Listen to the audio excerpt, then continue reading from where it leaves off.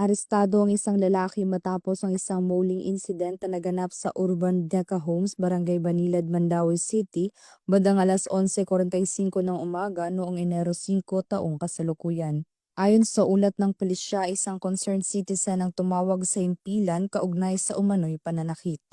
Agad namang rumesponde ang Duty Women and Children Protection Desk kasama ang mga arresting officers sa lugar. Sa paunang investigasyon, lumalabas na nagkaroon ng mainitang pagtatalo ang biktima at ang sospek na nauwi sa pisikal na pananakit.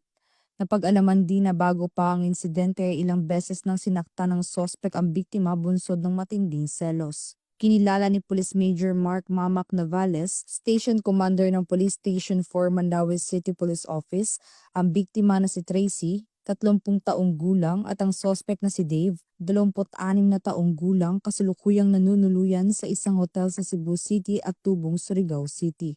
Ayon sa pulisya, tumanggi umanong sumama ang biktima sa sospek patungo sa hotel nito, dahilan upang magalit ang sospek at pisikal na saktan ang biktima. Sa isinagawang operasyon, nasamsam sa kanyang pag-iingat ang isang caliber 22 na baril na may 3 bala, isang itim na pouch at 14 na heat-sealed transparent plastic sachet na naglalaman ng hinihinalang shabu na may tinatayang bigat na 70 grams at halagang 476,000 pesos. Naharap ang suspect sa mga kasong paglabag sa Republic Act 9262 o Anti-Violence Against Women and Their Children Act, Republic Act 9165 o Comprehensive Dangerous Drugs Act of 2002, at Republic Act 10591 o Comprehensive Firearms and Ammunition Regulation Act. Kasalukuyang nasa kustodiya ng pulisya ang sospek para sa karagdagang investigasyon at wastong disposisyon ng mga kasong isasampa laban sa kanya. Patuloy na hinihikayat ng kapulisan ng publiko na makipagtulungan at agad mag-ulat ng anumang insidente ng karahasan at iligal na gawain upang mapanatili ang kapayapaan at kaligtasan ng komunidad.